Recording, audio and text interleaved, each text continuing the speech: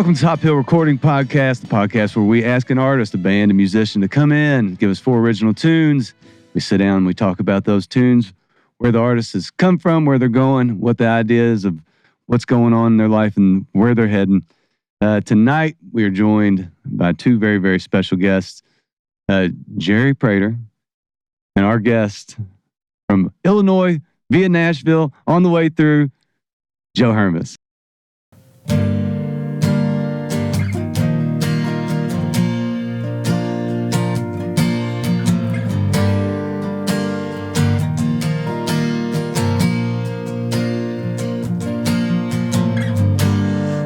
Said, son, you know that I love you, and I really hope you're doing okay. And maybe it's time that you lay that bottle down. Every morning, this is what I pray. See, mama, I've got demons, and they haunt me every night. I wish I could promise you the world today. I just promise to try. Daddy said, son, what are you doing?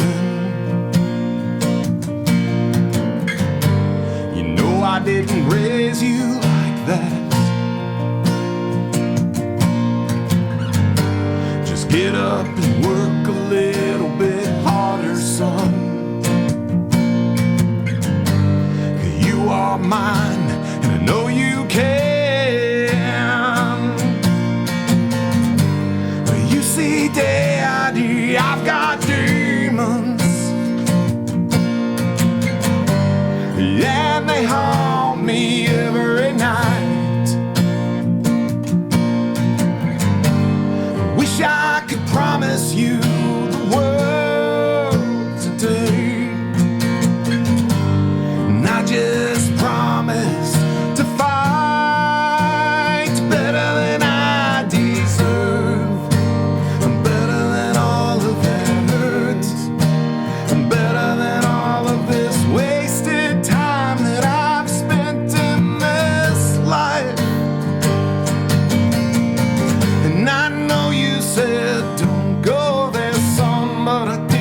The devil damn near won, but I'll fight.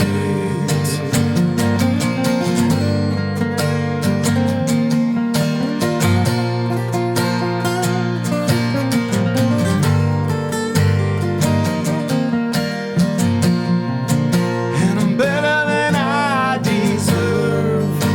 I'm better than all of that hurt, and I'm better wasted time that I've spent in this life.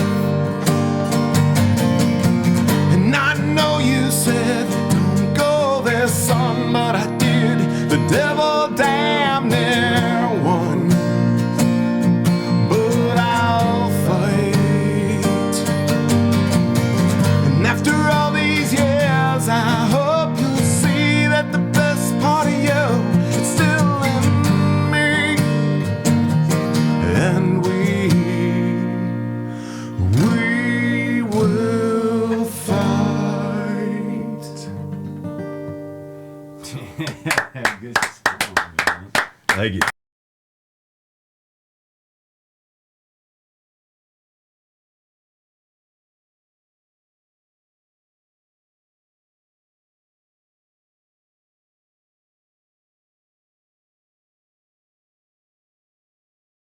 One, two, three.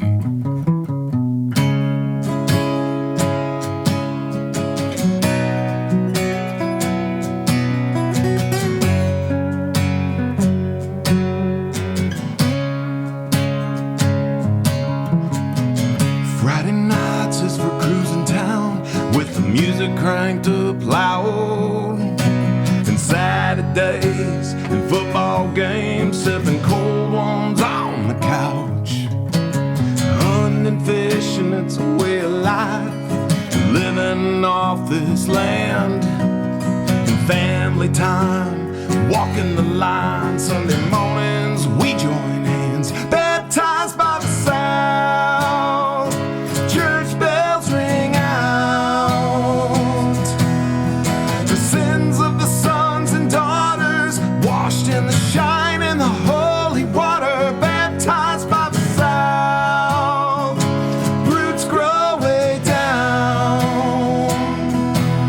where the people are proud, still kneel and pray. Thank God for every day, baptized by the sound.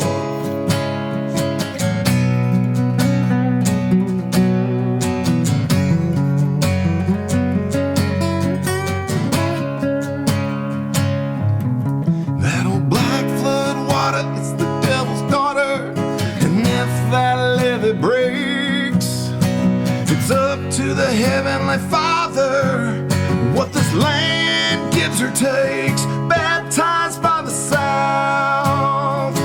Church bells ring out. The sins of the sons and daughters washed in the shine in the holy water, baptized by the sound. Roots grow way down where the people are proud, still kneel and pray. Thank God for every day, baptized by the sound. Watching out for those summer storms, they come around every June. Though the farmers' fields, they need the rain, they can take a life too soon.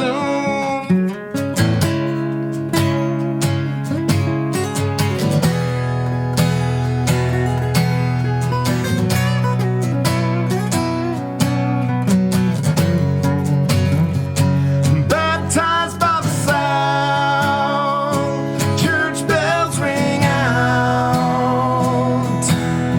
The sins of the sons and daughters washed in the shine in the holy water, baptized by the sound.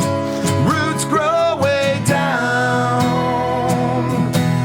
where the people are proud, still kneel and pray. Thank God for every day, baptized by the South.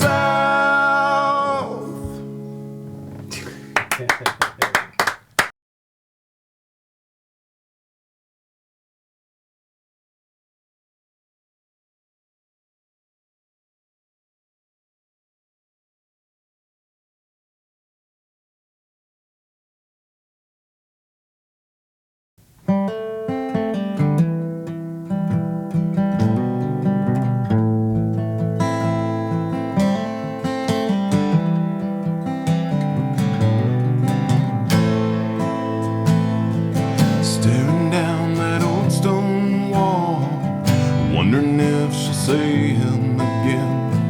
The sun is setting when she kneels to pray, wondering if she can forgive. It hits hard in the twilight, the moon sets in, then she starts to cry.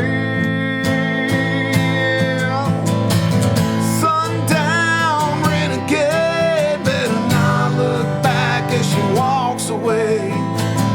Ain't the daughter that her mama raised, you gotta draw that line with your renegade.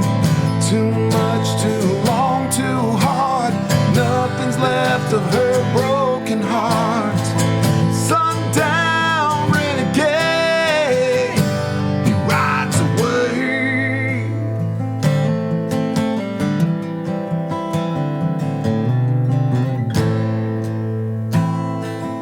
Cold beers on a sunny day turn to dark whiskey nights and hell to pay. He's always trying to catch that star, staring in the bottom of his moonshine jar. Open roads, leathers and chrome, the winds are blowing him away from home. Sundown renegade,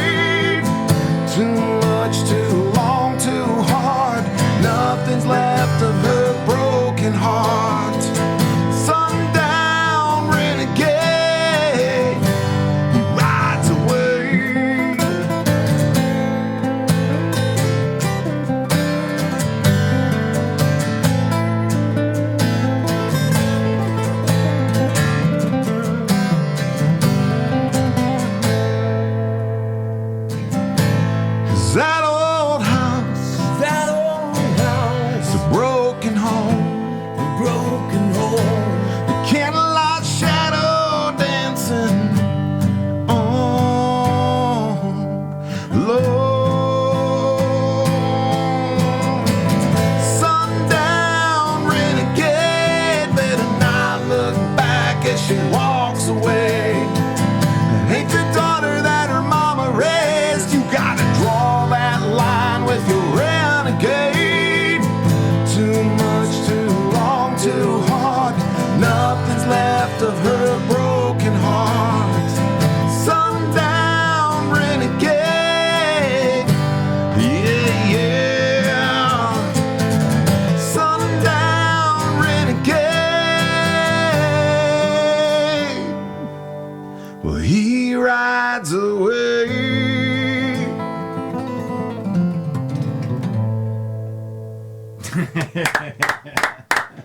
Nasty.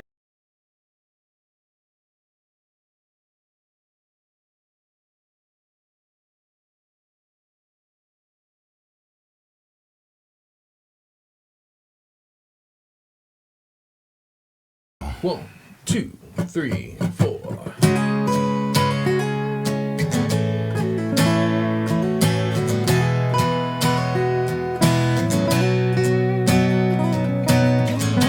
Whiskey's dancing on the bar top. I mean, like that, she could never stop. Here we go, one more round again. Another late night, her last call. The neons light up the bottles. Her love is like this midnight rodeo. We're gonna ride this heartache tonight, tonight, tonight. Walk away now, whiskey. You know we got our history. We better let this memory. Walk away now, whiskey. You're burning sweet when you kiss me. We've had a shot too many. Walk away now, whiskey. Walk away now, whiskey.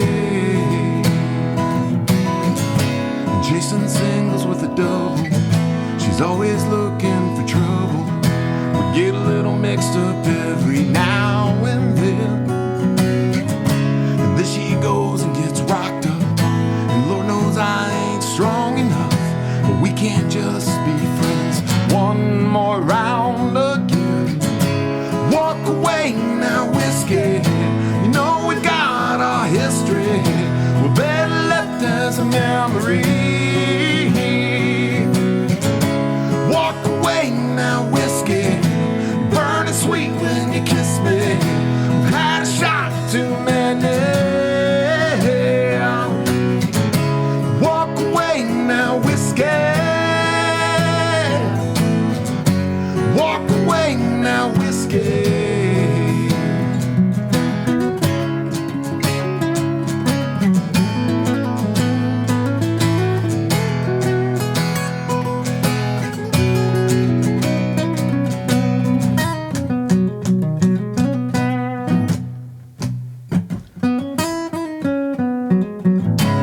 Walk away now, whiskey. You know we got our history. We better let this a memory. Walk away now, whiskey. You're burning sweet when you kiss me. We've had a shot too many. Walk away now, whiskey. Walk away now, whiskey.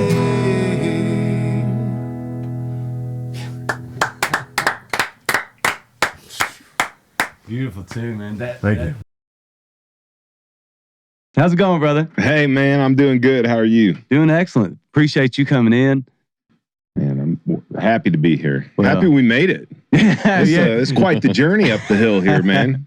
You know, we hear that from time to time. It really is top hill. We don't play games. No. You know, we're not real inventive with names. So it was like, all right, what can we call this thing? Yeah, we See, hilltop. No, no, top that's hill. stupid. Yeah. Top geniuses. We're geniuses. It is a journey that's worth working for. I'll tell you that. Like, Well. scared for our life a little bit coming around some of those hairpin turns, but we made it. Yeah, you had Pikeville experience, I hear, so it was no big deal. Yeah, Pikeville, Kentucky is no joke. Don't drive a tour bus to that radio station. Don't do that. No tour buses. You all were in a They tried. Blazer, right? We heard the story. They tried once, and that was it. Serious? Yeah. All right. Well, it only takes one. So, all right, brother. So what we like to do, especially for first-time guests, we really like to kind of dig into where you got started. So, if you can, just kind of take us back as far back as you can remember, the first time that, when you were a kid or whatever, that you heard something that caught your ear, you knew that you listened and loved music a way maybe that other people didn't, and then you just had to do it. Yeah, man. I don't know how other people were taking it in, but I remember, being, I don't know, maybe 6, 7 years old and hearing Bon Jovi on the radio, and like some family events, like they had pool parties and stuff. And I'd be out there just air guitaring, jumping around the pool. And nobody else was doing it. It was just me. And I'm like, so I think it was about then I knew that like music was hitting me a little different, and got into Metallica in early junior high, like 6th grade. And that's what made me want to get my first guitar. And so I wanted to start. Why? Was it the Black Album? Yeah, it was Black Album. And we were at a Pizza Hut on Main Street in Bloomington. It's not there anymore.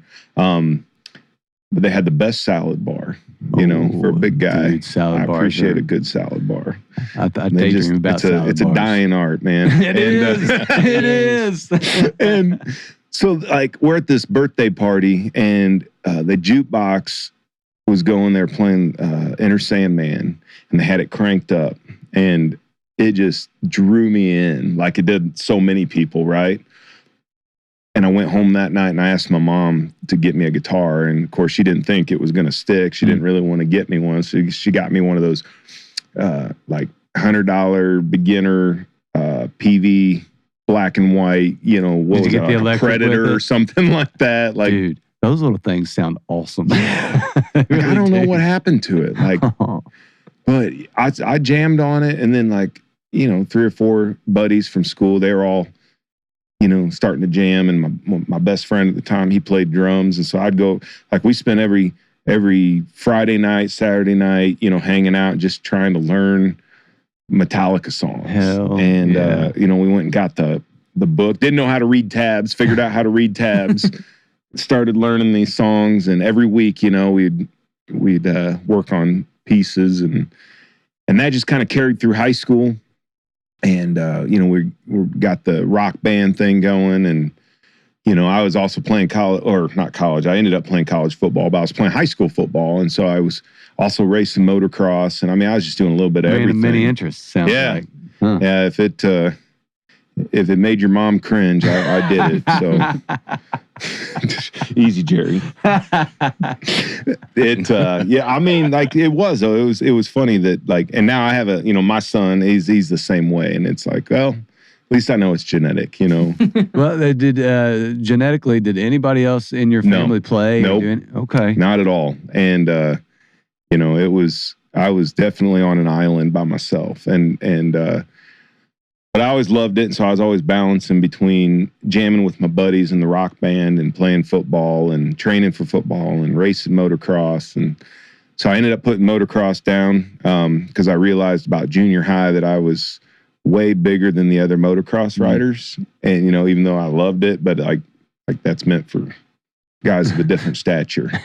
And so then it was down to football and music, and I ended up going to play college ball, and stopped after my first year. I went in on scholarship, got homesick, missed the band, missed mom, missed the dog, the whole nine. And so I said, I don't want to go to school anymore. I'm done with football, and of course then I just chased being in a rock and roll band for about a year and a half, and then, pretty much crashed and burned like many, many stories. You start getting around the wrong crowd, and you guys are up late, you're getting into no good, and I hit the ground hard. And, my family, my brother, he picked me up, and they said, man, let's go back. Let's play ball together. Let's go back to this D3 school outside of town and finish out your So I went and played 2 more years, went back to school, graduated with honors, went on to get a master's degree, went in to be a Division I strength coach, and did that for 7 years. And then I put the guitar down totally, like didn't touch it. For those 7 years? For those 7, it was, it was actually more like 9. Counting the couple years of ball. Yep. So when you there's a lot to kind of deconstruct there. So unpack there. Let's do a little bit, because those are starting in 6th grade, playing in the formative years of really kind of getting those things together as a musician, and you got all these other interests. Is there?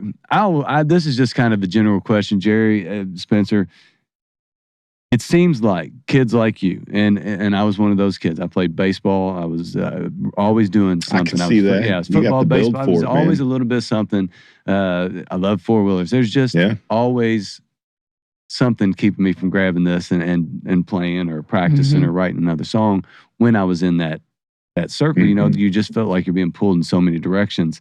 But somehow, you came back to the guitar, and it always ends up that all that other stuff can happen, but you get settled in a different way once you pick up an instrument. I don't even know if that had anything to do with other stuff, but I do want to talk about, there's a reason that you dropped that guitar for 9 years. Did you feel like that year and a half of running after it and chasing it and ending up in a spot where you absolutely, like you said, you hit bottom, you were in a bad spot? Zero control. So was that part of the reason that you put it? Did you think that the guitar led to that lifestyle, which puts you in a position to be at rock bottom, in a spot that you needed your brother to pick you up? Did you think one affected the other? I thought that, to be honest with you, I was just scared to death of it. I was scared to where it had led me so fast because of like how much I wanted to be doing what I saw Metallica doing. Okay. Being on stage and writing songs and hanging out with your buddies and, doing this. Like, I wanted it so bad that, I was literally willing to do anything. Yeah. Like, if I thought that was going to move the needle. And that scared me. It's like, you see it, like, it's time to grow up. It's time to get responsible. And, it's crazy that you say that, because if I'm doing the math right, you're like 20 years old, 21, 22. I was 19. Yeah. So to have, we can watch the Metallica documentary that came out and see what that life did for these guys. I mean, they battled and fought, and they were almost broke up. They did. I mean, Hatfield had all the issues that he had. Like, I mean, how at 19, 20 years old, are you smart enough and resilient enough to go, as much as I want this, it's going to kill me? Yeah. Because you had no control. I mean, and just the foresight to go, I can't do this or I'm dead. Yeah. So my dad actually confronted me, and he said, "Look, Joe," he said, and I don't think I've ever told anybody this, so good probe there. I appreciate it. He said, "Joe," and he used to run a bar too and had bands, and I mean, he knew. He knew. And he said, "I'm going to tell you something." He said, "What you're doing right now, it's not the music, it was everything else, right?" He said, there's only 2 outcomes. He goes, "You're going to go to jail or you're going to be dead. That's it." He said, "The third is you quit. You put it all down." And putting it all down was putting the friends down, putting the lifestyle down, putting the, moving, like just completely going into isolation until you just kind of like you said, reconstructed yourself and your psyche, and you're going to redefine who you are, and you're going to take another stab at this thing called life. I mean, like that's the kind of, that's a breaking point decision in your life that most kids at that age go, "Screw you, Dad.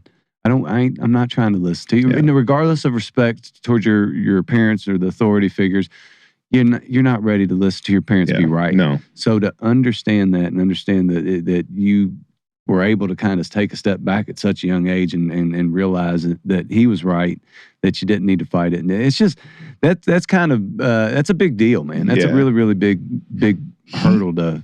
And I thank him all the time. He played his cards right. He didn't.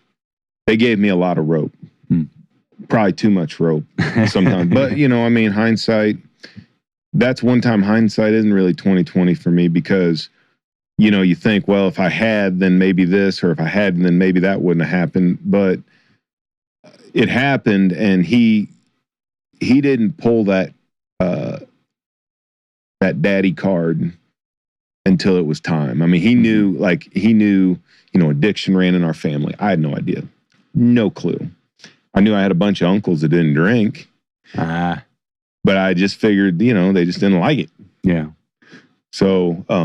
But alcohol really wasn't my issue. It was just, I was the guy that, and it went to through football, went through racing motocross. Like I was the guy who was always going to get the whole shot because I'm going to hold it on longer than anybody else. I'm the guy that's going to get the tackle because I'm going to hit harder than anybody else in the field, And so that mentality, he knew what I had before I didn't know. Yeah. And so he held his card until it was really time to pull it. And when he pulled it, it sent enough signal that, it made me double clutch enough, no pun intended, to,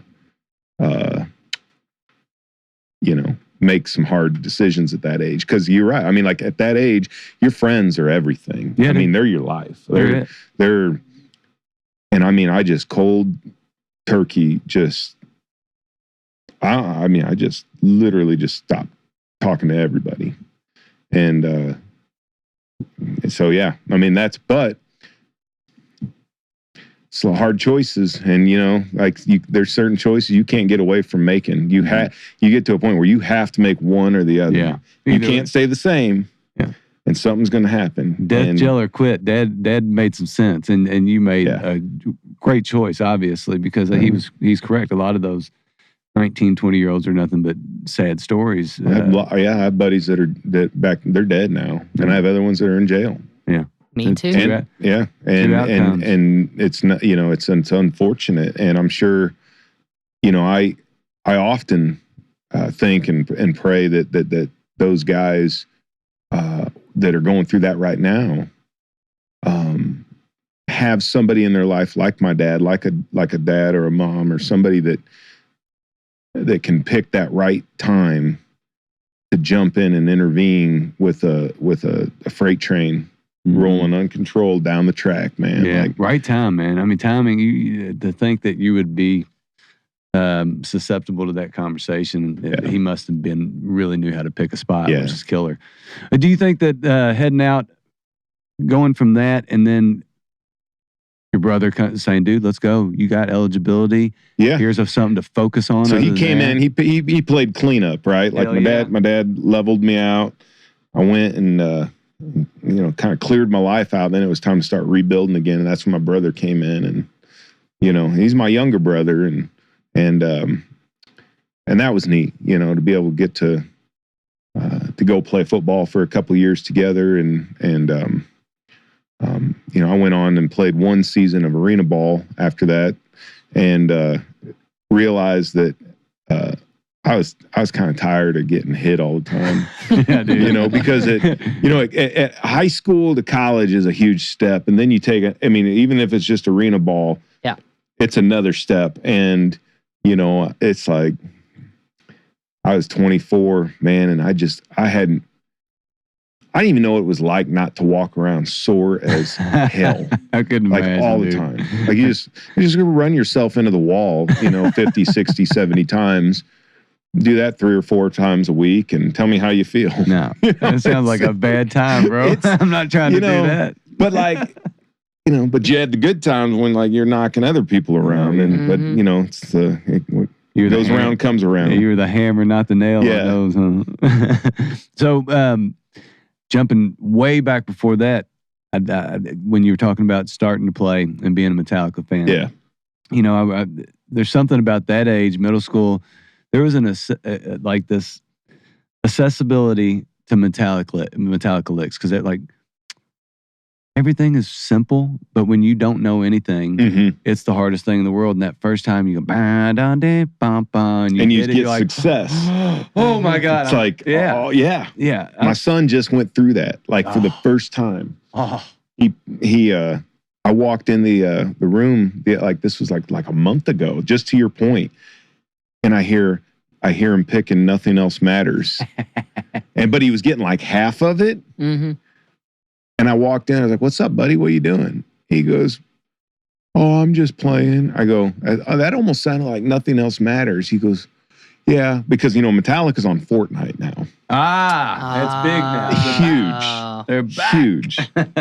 And so I said, well, let me see that thing. And I said, well, all you got to do is, you know, and then I showed him the descending part of it, right? And I mean, he picked it up and you just saw him light up. Like that little spark that's like, I just did it. And he loves that song. He's been listening. He makes his mom.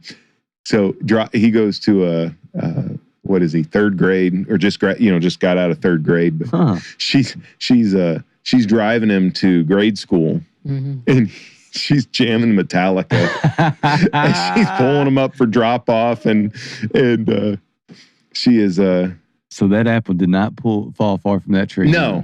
And the coolest thing is like he found his own way to him. Like really? I didn't. Fortnite. Yeah. Through Fortnite. Yeah. And then, so he's we were talking about this last night. So now he's bringing music to me like, Dad, have you ever heard of these guys? They're awesome. Their name's Dio. And I'm like, yeah, buddy.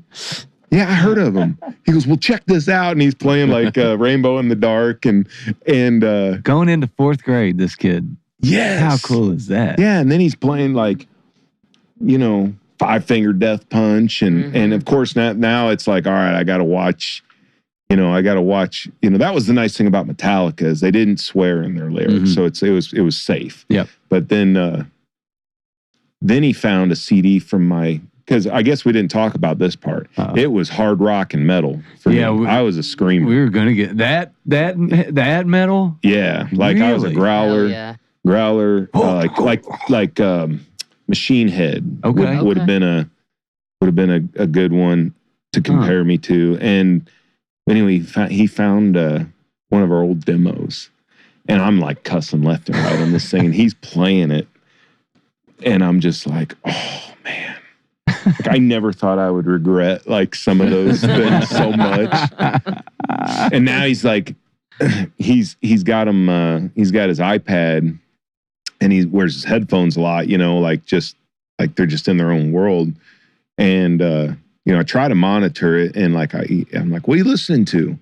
He goes, your stuff, and I'm like, but half the time it's the current version, and but nope, it was the screamo, like swearing left and right, like I'm having a temper tantrum, Yeah, so you haven't had him lyrics yet, have you? Was that what you were playing at 1920? Yeah. Okay. Yeah, huge Pantera fan. Okay. Pantera really, like, so it went from Metallica, and then I went to my first Pantera concert, and that was in the late 90s, and mid to late 90s. It was 96, 97, and they were touring, what was it? What was that Pantera album? Shoot. Can't believe I'm drawing a blank on that. But anyway, it totally, the energy, I had never felt the energy that I had seen in that arena and that mosh pit. Really? And it was same deal. It was like scared the living crap out of me. And I'm like, I'm going. Like, I don't know what they're doing in there, but I'm going. And jumped ran down the stairs, jumped security, head first into the mosh pit. I was like, well, they ain't coming in there after me. So away I went, and I was crowd surfing. Got on stage one time, feels like, y'all get up here on stage, just be cool and get back off. And I'm like, that sounds like an invitation to me. So I got up there and he's like, I'll try not to swear because he sweared. But he goes, dang it, you're a big SOB. He goes, holy shit, like that. He's looking up, because I never realized, like, you look at these guys on stage and you think they're huge, larger than life. And I'm looking down, I'm like, dang, Phil. He's a little dude. He's a little dude. Little bitty dude. And he's my height. But like, it was funny as heck, because I jumped right back. I gave him like a, I don't know, like they didn't really have fist bumps back then. Whatever it was just something, and jumped back into the crowd, and he goes, well, I feel sorry for anybody hitting that guy or something like that. And I was just like, yes, all my buddies were with me. And that just like, that energy has never, I wrote a college paper about that experience. Really? Yeah, just because how transformative it was. So then you had the recorded, the Metallica, what it does for you. But then, because I wasn't a Pantera fan on until I saw him live. Yeah. Mm-hmm. It didn't translate well. That's a true thing that happens. You can listen to records all day, but then you see a band live, and then it captures it. That's when you can become a real fan. Yeah, and I for sure. And that was and then of course right out of our backyard, Mudvayne. Oh yeah. Was starting to hit right then, right a couple years later. Crazy. So did you guys grow up together, real close? No. I mean, we're close in proximity. Well, no, because you were down. No, I grew up in Southern Illinois. Yeah. Southern Illinois, Jerry. So tell us a little bit about you, man. How you got started picking and singing. Well, my story is like the almost polar opposite of Joe's. A lot of people in my family play. Okay. Including my father. He was a guitar player, so he's the one that kind of started me out. So I grew up around it. Just worked on stuff. Went to college for a couple of years. Working on associates of performing arts and whatnot, and got done there and back into bands, and just I've been playing every weekend as long as I can remember. No kidding. So you play on a ton of projects, anything you get asked to do?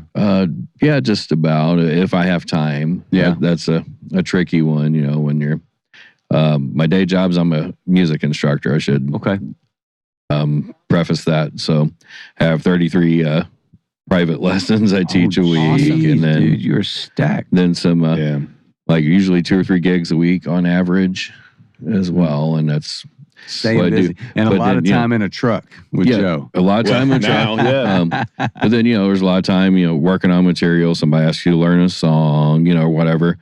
So once you figure that in, man, it's just, do I have time to do this project? When it got to the point of Joe, he shot me a message asking me if I'd be interested in the join. And I'm like, will it be logistically possible, and went and chatted. It's like, let's give it a shot. So Jerry, it's been working out. Jerry was the hot girl in school that you were scared to ask out because you didn't want to get turned down. Right. So for years, I knew who he was, and I knew how busy he was. Mm-hmm. So I was like, I didn't even want to ask. But then we started writing some stuff that's not even out yet with Dale, and it's heavier. It's got a lot of the heavier undertones, a lot of more rock guitars and stuff. And I'm like, man, the current guy in the group, no offense, but he ain't gonna cut it on some of these licks. He's a country picker more, or what's he just wasn't a real lead player. I would say. I mean, he was a good guitar player that was trying to play lead, and he'd even tell you that. Yeah. But he was available, and like where I was at as an original artist, it's not like I was playing every weekend. Yeah. And so I needed those guys that were flexible, that, and but I got to a point with the music that I'm sitting there literally driving back from Nashville going, I freaking love what we're doing. Who the heck is going to play this? And that night, he had posted one of his videos of him shredding on his channel, and I'm just like, screw it, I'm going to ask him. And, and he got right back to me and we met up. I just kind of told him what was going on and I played him a couple of the tracks we'd been working on. And, and then it just I think with the next day we were rehearsing with the group and that was October of last year. Oh, so this so y'all have not even a year in and it already sounds that good, huh? Well, between the harmonies and the playing, man, it sank. It fits so well with what you were doing. Appreciate that. It just sounded awesome. Well, he does a great job at reading, feeling the room. Yeah, filling in where he knows he should be, and it's for me.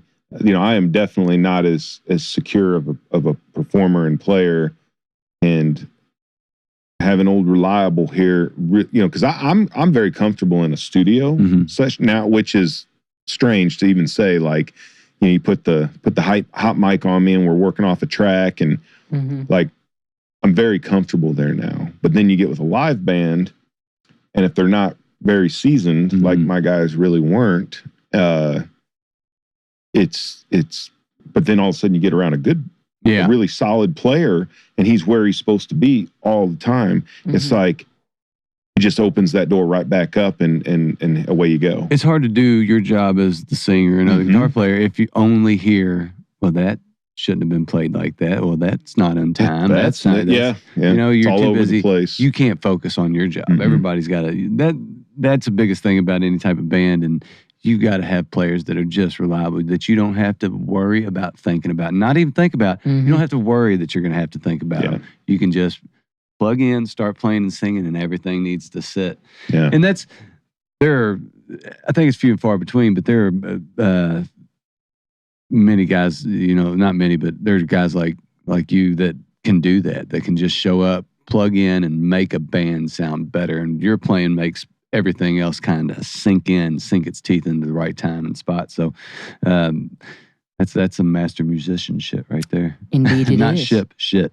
All right, so we've talked a lot about hard rock and stuff, man. Yeah, man. You're a country singer. Ish. Yeah. I mean, I just do me, and we, part of trying to it's where do you fit in? I don't know. I just sing and do what I do, and it's it's got this, and it's got that '90s grunge influence, got some Metallica influence, but you got some Johnny Cash in there, and you got this and that. And it's low register that you got too, bro. Yeah, so what we're doing now, well, I guess to catch you up to speed, when I decided to pick up a guitar again, because I didn't touch one. There we are. This is 9 years after. 9 years after I put it down. Guitar down. And I became the youngest Division I college head strength coach. Where at? Evansville, Indiana. Oh yeah. All right. And what's their mascot? The Purples? Purple Aces. Purple Aces. There you go. Go Purple Aces. And I loved it. I loved coaching but I love Owensboro. Yeah. I love Owensboro. Little It's a Moonlight cool Barbecue. Town. Oh my God. It's amazing.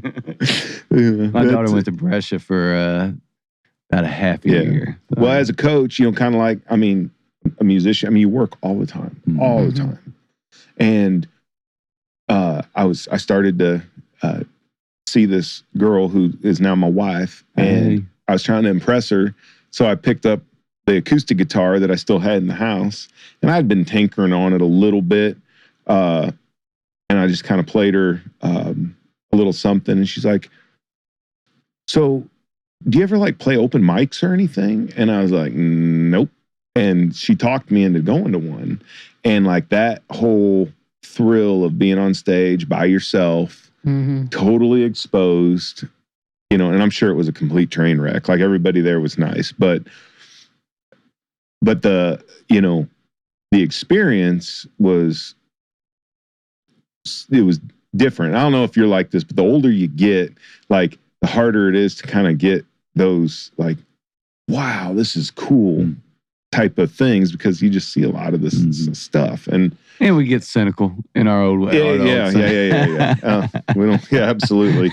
But the neat thing was I went to an open mic and I started doing that periodically when I'd have some downtime while I was coaching, and I was building friends in the community, the music community, and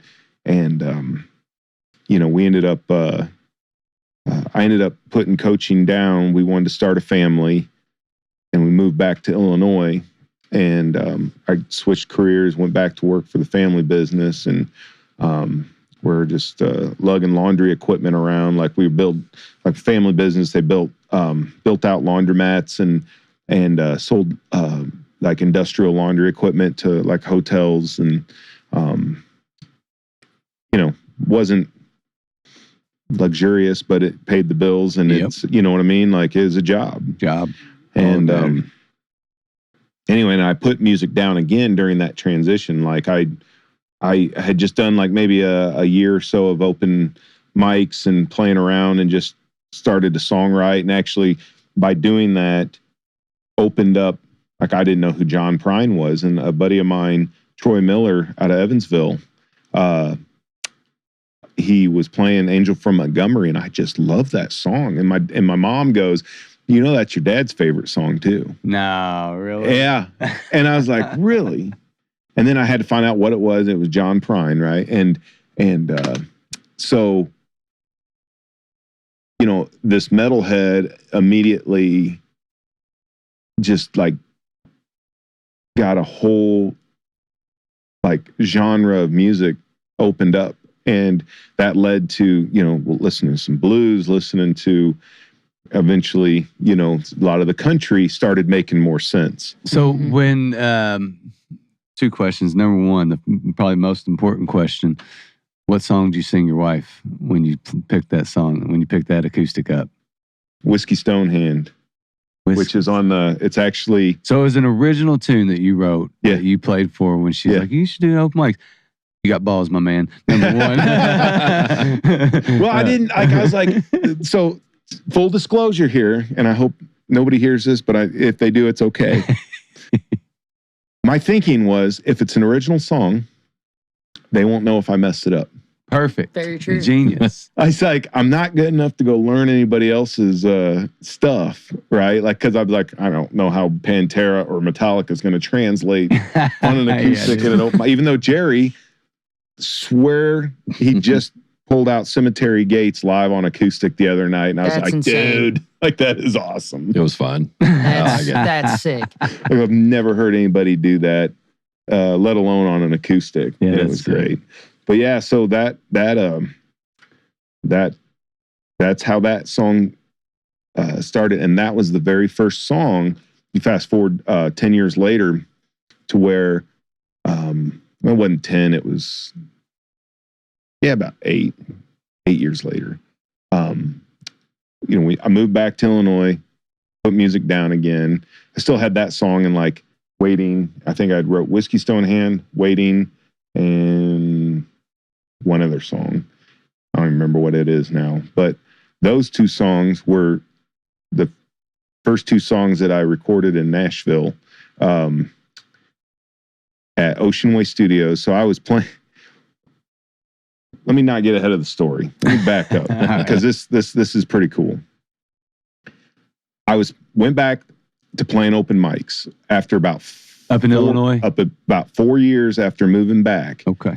I was feeling empty again. And like I was inundated with work, and we just had our son, and but I was still missing something. And she's like, well, you should go out and play some more.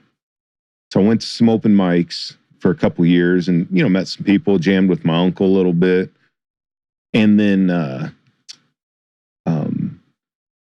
my first I was playing an open mic, and they said, hey, you want to come do your own show? And of course I only had like, I don't know, half an hour worth of material.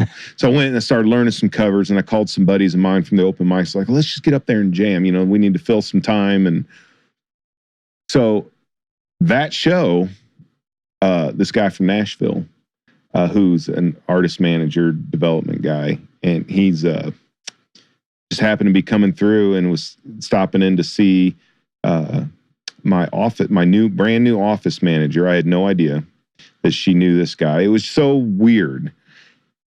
She goes, well, you gotta come see me. I'm watching my boss play. So he comes into this bar, and he comes up, and he's like, what do you want to do with music? I'm like, I mean, anything I can, I guess. And he goes, well, you got a demo? And I was like, nothing I want to give you. And he goes, well, I'll tell you what, if you want, come down to Nashville with me. I'll put you around some people I know. And if you like it, great. And if you don't, no big deal.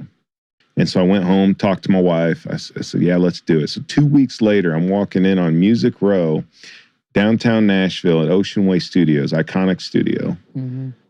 And it's Buddy Hyatt's putting on one of his demo sessions. And we've got Brent Mason in there. Oh. We've got Lonnie Wilson on drums. We've got like Bucky Covington was in there cutting a demo for himself. And it would just, I'm like, what are we doing? It was my wife, Shaggy, the guy that brought me down at the time, who became my manager, and myself. And I mean, this studio is huge and it's beautiful. I mean, the control room is 2.5 size of this room. That's crazy. Just the control room. Mm-hmm. That's crazy. Yeah, it's insane. And then, of course, the board is as big as this room, probably. And so I sent them down like my work tape, and I said, all right, here's Whiskey Stonehand. And I mean, just they charted it out, and all of a sudden they start playing it, and I'm just like, were you like, what the? I was just, it was that whole, like what we talked about earlier, like that moment where it's like, I want to do this all the time. Like, I want to take an idea from here to there, put it in those guys' hands, then do my thing to it. And you know what I mean? Like, it was unbelievable. And I was scared to death, and I leaned into it just like I would, like going into a football game, right? Or whatever. And I was just, I'm going for it. And, 6 months later, I made like 3 or 4 more trips down. We cut an EP. That was in the fall. We released it the fall of 19. I was getting some buzz around back home. I had my first show. Didn't even have a band. We threw a band together in like 4 weeks, and I mean, like from nothing. And I didn't even really know very many guys at all. And sold it out, 150 people. I mean, probably could have got some more in there, but like I remember my folks going, like, pulling up to this venue. It was just this like bar and grill that has like a big they had a lot of banquets and stuff in there, so it was like a big kind of banquet area, and they had a stage and stuff, and they were going to let me have my EP release party there. And I mean, you couldn't park anywhere near this place. There's a ton of people, and my folks are like, all these people are here for Joe. They're probably like, what just happened? I mean, I know he's been going to Nashville. What the hell just happened? Yeah. We really need you to take these orders out to this hotel next week. I mean, in their eyes, that has to be crazy to go, well, he used to be in this screamo band, and now all of a sudden you're and bless their heart, man. They, like, I go back and listen to that now. I'm like, how they could, sit in those bars and listen to love, bro. Love of a kid, love for your kid. You'll do whatever. You know it. You got whatever he needs you to do. You'll do it. And you'll be there, and you'll have a smile on your face. It doesn't matter if you're into it. They knew that I wasn't going into it half-hearted. They knew that I was scared of playing music again. I really was. I mean, I was scared that it was going to lead me right back to where I was. And even with the gap in time, and you allowing your really being able to put your foot down when it came to being a young kid, you still had trepidation about. I still do today. Yeah. I mean, that's why, like, we talked about it, like, and I had slowly started drinking beer again, like, and like I always made sure to keep things under control. Keep it tight. Yeah. But I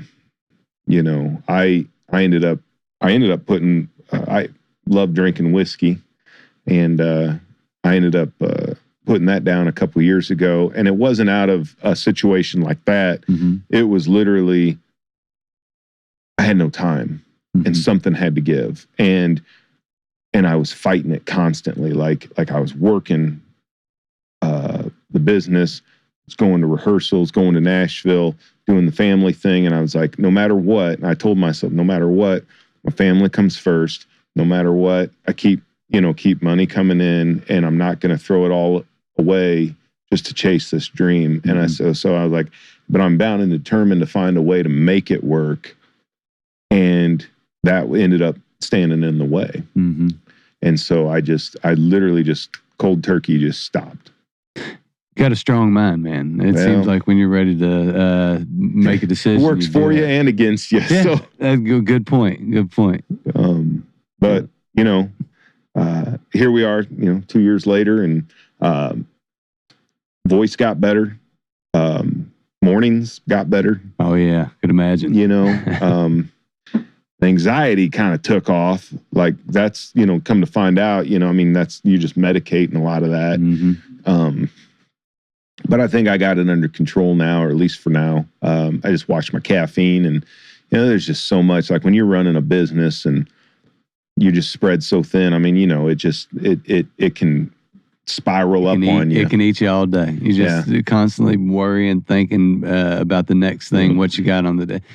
Yeah, and I felt like I was living like a couple different lives. Like I've told Jerry this before. Like I have my whole Nashville family, if you will. I've got the guys I write with, and Dale Oliver's managing and producing, and the guys he's put me around, and like just our friends down there.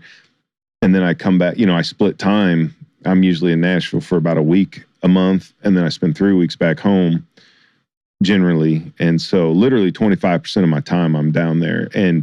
But then like Jerry, got to meet Dale today for the first time, and we've been lockstep for 9 months now. Mm-hmm. But it's just these two different worlds all the time. Do you think that a part of how long have you been making that trek, the 3 weeks? 5 years. All right. So you've been hardcore into it for 5 years. And in the last couple of years, you've quit the whiskey. Mm-hmm. Do you think like part of that decision and you saying that you just didn't have enough time, did you feel like, look, I've got 1 week down here. I can't waste it being drunk. I can't waste it catching buzzes. I've got work to do here. And then I got home and I got to take care of the kid, got to do all the other stuff. Was it, did you feel like that was part of it? Like, look, I've limited time in a spot. Yeah. Something had to give. Yeah.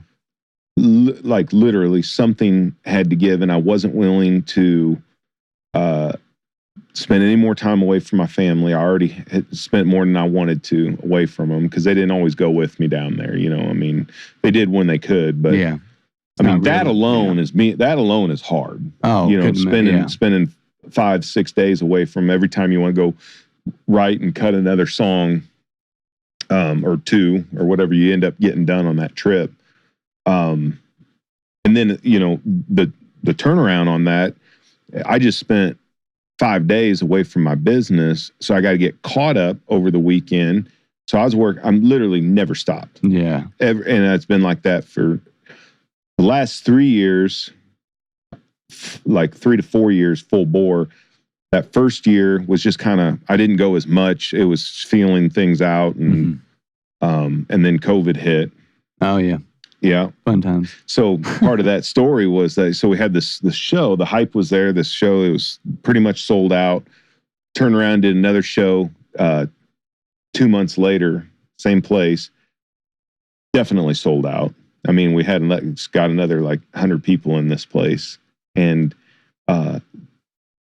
Jesse James from Jackal was sponsoring it with his whiskey. Like all this stuff was happening. And I was just like, and I felt like it was like all meant to be, and all that hard work and all that sacrifice was just meant to. And then all of a sudden, boom, March of 2020 happened, and it was like poof, gone. It's like nothing. Now what? And the blessing in that was that because of COVID happening, that it pulled all the other musicians off the road too, which is how I met Dale. Okay. And we met through a mutual friend, and my manager that had brought me down to Nashville to begin with, Shaggy, we had split ways because there was nothing for him to manage, and he had to go find other ways to, and so we just, all right, man, see you, and that was that. And then I thought, well, that might be it. That was a fun run. And like, it was June. So 2 months, April, May, June, 2.5 months later, I was talking to a guy that I knew out in Las Vegas. I just said, hey man, do you know anybody else in Nashville that could put me around? I said, I really want to write with somebody. I've never written with anybody. And he knew one guy, and it was Dale, and and I didn't know who he was. Come to find out, I talked to him on the phone. I go down to visit him. I mean, dude's got Grammys. He's toured with Reba. He was an original outlaw in the Outlaws. He played with Black Hawk. He wrote most of that stuff with those guys. That's killer. Like, he's done stuff with Shinedown. He found Casting Crowns, man. He and I'm just like, don't you, Jerry? I mean, he's the real deal. He's the dude. And here I am, and then it was like, it just felt like something that keeps putting me in front of these people, man. Yeah, that seems to be the theme, man. It's like these cycles that keep hitting you. You got this thing that you put it down, you come back, and you do. There's such a weird time in the history of our lives, and the history of this world, whatever, COVID. I can only imagine what that would feel like, because we started this podcast in, I think the first one was like the second week of December in 2019. So we had about 10 of them when we had guests. Then we had to start doing remotes and all this. We literally started about the same time then. Probably about the same time. And you're way further than we are right now. So we need to. Man, so I don't know about that. Well, it's strange, because a lot of people at that point that are gaining the momentum that you were gaining, and, selling out even 150, 200 people at a show. If you get that now, that's a huge deal. It's like, holy crap, dude. We got 200 people here to see us. Yeah. It's because things have changed exponentially since then. So, like, it seems like right now, live music, especially, Louisville's kind of popping, but it seems like people are coming back to that medium. They want to see it live. They want to feel that experience. And I think for a minute, people got away from it when it was after COVID, because they just forgot. And then, getting in a room or being able to see you play in situations like this, it just draws you in. Yeah. And it's like we need a break from our entertainment, right? Let's go get entertained so we can get a break from our entertainment. Because that's like all we do, right? We're just consuming. Scroll, baby. Scrolling, baby, scroll. Yeah. So, like I said, there's obviously more to that story. But yeah, the thing that it's just like the cycles, and it's like, man, it's nothing that I did, right? It's literally just seeing an opportunity and having the cojones to walk through the door, right? I mean, and also being, what are the odds that the guys there on the one time you're asked to do a show, and then and that show was rescheduled. I was sick. I was sick as a dog and had to cancel. It was supposed to be in October. And they go, well, and I had to cancel it. I mean, I was sick, and they set it up for like this mid-December. And that would have been mid-December 2018. And that's when that happened. Then I spent all of 19, recording. That's wild. I mean, it really is a situation. It's kind of like a super dream scenario that it happens in movies. It doesn't happen in most. It's what it felt like. And then you're down there. Dude, Spencer, could you imagine you go play a gig, random gig, just playing guitar for somebody, and then some dude comes up and says, you want to go to Nashville? I'll take care of everything. I got some guys that you can work with. Just come down. I'd crap my britches. Yeah, that's what most people would do. Yeah. Yeah, it's so cool. It's such an interesting. Yeah, he literally went into it like where, I'd pay for myself to get down there. He put us up in his place, and I'd cover a little bit of the expenses, but like he was doing everything pro bono. That's crazy. Like It's belief. I mean, it's people believing in what you're doing. Yeah. The sound. And I think that part of that is, you come from a background where you started with totally different music than you're doing now. So I think you don't get stuck in a lane. You gain perspective from that type of performing and that type of writing and that type of music, and then you cross that over. I'm super interested to hear this next batch of songs that you say that there's a little bit, it got that darkness and that heaviness to it. Yeah. Because you came in, did 4 awesome, super well written songs, and just absolutely nailed them. And I always love hearing the artist that's excited about the next thing. They've already got them in the work. They've got the ideas, and they're working on that next thing too. We were just talking about that. So like one of my struggles right now is, I've never been in a situation where we wrote Baptized by the South. Mm-hmm. We wrote that last June, and it came out, not this June, the last June. And it came out in March of this year. Mm-hmm. When did you do Walk Away Whiskey? When did you write and record so that one, when was that? That one was actually really pretty quick. That's what I would like to do is when I think we wrote that one in like February of this year. Mm-hmm. And we threw that and about 3 more songs to Kat and her team and just some people, and they all picked Walk Away Whiskey to follow it up. And so we rolled with it. But like I've got, 9 or 10 other songs between Baptized by the South that we wrote over last year. And it's like trying to find that excitement again that you had while you wrote it, and you're so pumped. You can't wait to show your bandmates. You can't wait to show your wife and your immediate family. Yeah. And then it just sits on the shelf. Does that drive you crazy? Insane. Like, see, do you have control over that, or is so I do, but I'm trying to like listen to people that have been in the industry, and I know things are done. The things are totally changing so fast now. So it's like there's this. Yeah, I mean, it's just constant budding of old school versus new school, and we all know there's not a right way or wrong way, and where I'm at now, it's like I want to get to a point where I don't want to just dump the songs all out there, but I want to give each of them their due, but yet not. I mean, how do you? It just doesn't time out right. Yeah, it's like, okay, I want to release a record. Do you release all 10, 5 songs as singles? And if you do you roll that out 2 months at a time? Well, now you're do it 2 weeks. Do you do it 2 months? Do you do it? Yeah, that is the trickiest. I think it's tricky, but also it's one of those things. If one of those catch, and then you have a bunch more that are just firing. And I honestly believe that any of these could catch, or otherwise I would, we wouldn't be behind them.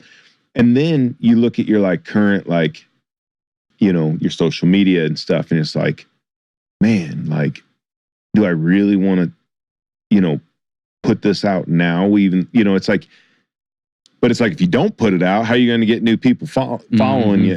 It's like that yin and the yang, and totally. Man, it drives you crazy. I don't know if there's a perfect answer to any of those questions. There isn't, especially these days, man. And people have no attention span, so it's just like you could throw 10 songs at them. They might listen to 4 seconds of the first one, then think that they've heard them all. Yeah. It's just weird.